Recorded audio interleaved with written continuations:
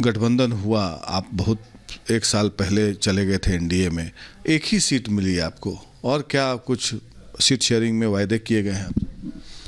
देखिए, गठबंधन में ऐसे विषयों पर जब वार्ता होती है तो हर पार्टी चाहती है कि अधिक से अधिक हमारे खाते में चीज़ें आएँ, लेकिन वह प्रोसेस की बात होती है। जब फाइनल शेप में कोई चीज़ आ जाए तो अंतिम रूप से उसी को माना जाता है, और यह माना जाता है कि यह एक पार्टी का नहीं, सभी पार्टियों का सामूहिक डिसीजन है।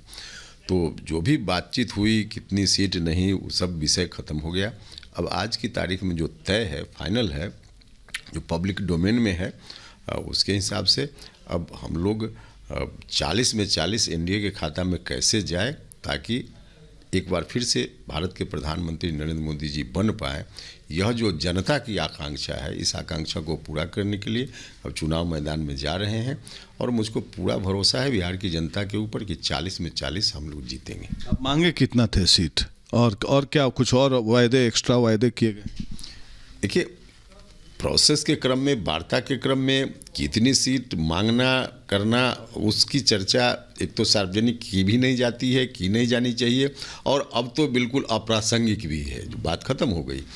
तो हाँ, जो तय हुआ है वह है पब्लिक डोमेन में भी, एक लोकसभा सीट और एक एमएलसी काउंसिल की सीट, इतनी चीज़ें। मिनिस्टर भी बनाने की बात है बिहार सरकार में। बाकी और क्या होना है, ये थोड़ा भविष्य का सवाल है। तो आज के संदर्भ में जो चीज़ें तय हुई है, हम बता रहे हैं। कितनी बात, माने कुछ चीज़ भविष्य के लिए तय भी होती है तो समय पर उसको डिस्क्लोज किया जाता है, वो पहले डिस्क्लोज करना मुनासिब नहीं होता है। और इस बीच बड़ी खबर महाराष्ट्र की सियासत से जुड़ी हुई। जी हां, बड़ी खबर यह है कि एनडीए की अहम बैठक हो रही है। महाराष्ट्र में सीट शेयरिंग को लेकर कुछ ही वक्त में बैठक शुरू हो जाएगी, और इस बैठक में चर्चा होनी है कि महाराष्ट्र में जो एनडीए के घटक दल हैं, किसके किसके हिस्से कितनी सीटें जाने वाली हैं।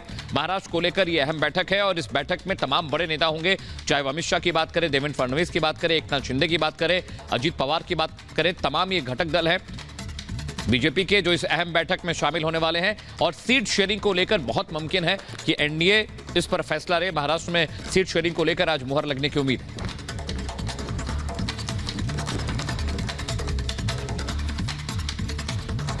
और एनडीए का कुनबा लगातार बढ़ता हुआ नजर आ रहा है, और जबकि इंडी गठबंधन हर मोर्चे पर फेल होता हुआ दिखाई दे रहा है। खासकर महाराष्ट्र की राजनीति में बीजेपी ने हिंदुत्व की पिच पर एक बार ऐसी गुल्ली डाली कि शिवसेना की वोट बैंक में सेंध लगना तय है। क्या है बीजेपी का नया फॉर्मूला, नया प्लान, आपको दिखाते हैं इस खास रिपोर्ट में।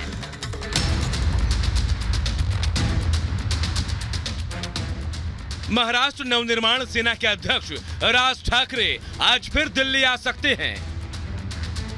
मंगलवार को उनकी मुलाकात बीजेपी के चाणक्य कहे जाने वाले गृह मंत्री अमित शाह से हुई।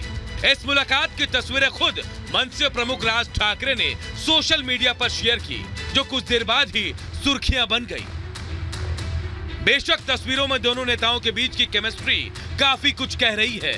विरोधियों को इशारा मिल चुका है कि राज ठाकरे के साथ महाराष्ट्र में बात बन चुकी है, और जल्द ही उनकी पार्टी एनडीए का हिस्सा बनकर महाराष्ट्र में इंडी का बचा खुचा खेल बिगाड़ने की तैयारी में जुट जाएगी।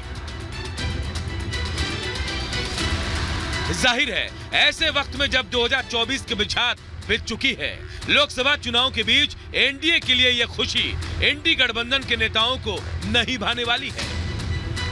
खासकर महाराष्ट्र में पहले ही अपनी जमीन खो चुके उद्धव गुट के लिए यह तस्वीर सदमे से कम नहीं, क्योंकि एक तरफ जहां बीजेपी ने राज ठाकरे की पार्टी को एनडीए में मिलाकर 24 की बिसात पर महाराष्ट्र में लोकसभा के 48 सीटों में से कम 2 सीटों पर जीत का फॉर्मूला फिक्स कर लिया है, तो वहीं इसी चाल से बीजेपी ने महाराष्ट्र में होने वाले विधानसभा चुनाव को लेकर भी अपना पत्ता फेंक दिया। लेकिन उद्धव ठाकरे गुट इसे कुछ और ही बता रहा है। देखिए, एक बात तो बहुत स्पष्ट हो गई है। कहाँ एक तरफ भारतीय जनता पार्टी नारे लगा रही थी 400 पार करेंगे, पर अभी यहाँ पे 200 पार करने में भी उनको पास कॉन्फिडेंस नहीं है। और खास करके महाराष्ट्र को लेकर वो जान गए हैं, आपने 2 पार्टी तोड़ी, फिर भी जनता आपके समर्थन में नहीं आ रही है। आप सत्ता में जरूर हैं, पर सिर्फ सत्ता का भोग ले रहे हैं, जनता के लिए कोई काम नहीं कर रहे हैं। तो उनको लगा कि चलिए अब एक ठाकरे परिवार के पार्टी को ले लेते हैं, ठाकरे सरनेम भी ले लेते हैं और कोशिश करते हैं जनता के बीच में जाएंगे। तो इससे भी कुछ फायदा होने वाला नहीं है। महाराष्ट्र में अब ठाकरे वर्सेस ठाकरे, हिंदुत्व के पिच पर खेलेंगे राज ठाकरे। दरअसल ये बात जग जाहिर है कि उद्धव गुट के कांग्रेस के साथ जाने से महाराष्ट्र में शिवसेना के हिंदू कोर वोटर्स को झटका लगा। इसीलिए ये माना जा रहा है कि वहां मनसे के एनडीए में शामिल होने से शिवसेना के कोर वोटर्स को लुभाया जा सकता है और बीजेपी इसके जरिए मुंबई में शिवसेना के फिक्स वोट बैंक में सेंध लगा सकती है। यही वजह है कि बीजेपी ने वहां ठाकरे वर्सेस ठाकरे का ऐसा ब्रह्मास्त्र आजमाया जिसकी आंधी में इंडी गठबंधन के साथ साथ उद्धव गुट को नुकसान होना तय माना जा रहा है। फिलहाल उद्धव गुट इसे बेबुनियाद बता रहा है, लेकिन उद्धव खेमे में छाई बेचैनी कहीं न कहीं इस बात का इशारा कर रही है कि नुकसान का अंदेशा उन्हें भी हो चुका है। भारतीय जनता पार्टी महाराष्ट्र की जनता के सामने जीरो है। उनने शिवसेना को तोड़ने का काम किया और गद्दार सेना बनाई, उनके वो शून्य है। जो फिर एनसीपी ली तोड़कर अजीत पवार जी की, वो शून्य है। और राज ठाकरे जी शून्य हैं ही, तो शून्य शून्य शून्य शून्य शून्य ही रहेगा। और रही बात अठावले जी की, अब अठावले जी हंगामा मचा रहे हैं कि क्यों राज ठाकरे को लिया जाए। तो आप कुछ भी कर लीजिए, आप तोड़ मोड़ कर कुछ भी काम करने की कोशिश करें। महाराष्ट्र की जनता ने निर्णय कर लिया है कि महा झूठी सरकार को रास्ता दिखाना है और उनको बेदखल करना है। सूत्रों की माने तो बीजेपी महाराष्ट्र की राजनीति को नई दिशा देने वाला ये फैसला पहले ही ले चुकी है, बस इसके बारे में औपचारिक ऐलान बाकी है। सूत्रों के मुताबिक आज इसी फैसले को अंतिम रूप देने के लिए दिल्ली में देवेंद्र फडणवीस, एकनाथ शिंदे, अजीत पवार और अमित शाह मिलने वाले हैं, जिसमें इस फैसले पर अंतिम मुहर लगा दी जाएगी। और अगर सारे समीकरण सही बैठते हैं तो राज ठाकरे एनडीए का हिस्सा बन जाएंगे। सूत्रों के मुताबिक पेच सिर्फ सीटों को लेकर फंसा है, जिसमें एमएनएस ने महाराष्ट्र में 2 सीटों की मांग रखी है, तो दक्षिण मुंबई और शिरडी की है। बहरहाल मिशन 400 को लेकर एनडीए की तैयारी पुरजोर है। नए समीकरण तलाशे जा रहे हैं और नए संबंध भी गांठे जा रहे हैं। उम्मीद है आज महाराष्ट्र को लेकर दिल्ली से वो फैसला आएगा जो हिंदुत्व के पिच पर महाराष्ट्र में एनडीए के एक तरफा जीत पर मुहर लगा देगा। Bureau report, Republic Bharat.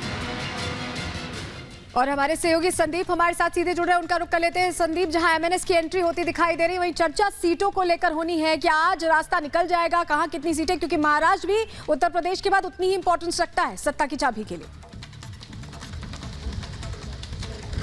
जी निश्चित रूप से उत्तर प्रदेश के बाद सबसे ज़्यादा लोकसभा की सीटें जो हैं 48 सीटें जो है वो महाराष्ट्र में, और इसी को लेकर के मोर्चा बंधन जो है वो शुरू हो चुका है। आपको बता दें कि देवेंद्र फडणवीस खुद दिल्ली में और एकनाथ शिंदे, अजीत पवार भी दिल्ली पहुंचेंगे, जहां पर केंद्र नेतृत्व से जो है बीजेपी की केंद्र नेतृत्व से बातचीत होगी, बैठक होगी और जिसमें सीटों का बंटवारा होगा। कहीं ना कहीं आज शाम तक ये बात साफ हो जाएगा कि कौन कितनी सीटों पर लड़ेगा। बात करें अगर भारतीय जनता पार्टी की, तो भारतीय जनता पार्टी महाराष्ट्र में 30 से 35 सीटें चाह रही है। इसके अलावा अगर एकनाथ शिंदे की बात करें तो वो 13 से 15 सीटें जो है वो चाह रही हैं। उसके अलावा अजीत पवार का जो गुट है एनसीपी का, वो खुद 4 से 6 सीटें चाह रहे हैं। लेकिन समस्या ये है कि भारतीय जनता पार्टी जो 30 से 35 सीटें चाह रही है, उसमें कहीं ना कहीं एकनाथ शिंदे जो हैं वो चाह रहे हैं कि उनकी सीटें जो है वो ज़्यादा हो। उनके पास मौजूदा वक्त में 13 बिल्कुल संदीप, आप लगातार नजर बनाए रखिएगा, आपसे अपडेट लेते रहेंगे। फिलहाल हमारे साथ जुड़ने के लिए बहुत बहुत शुक्रिया। यहाँ रुकेंगे एक छोटे से ब्रेक के लिए।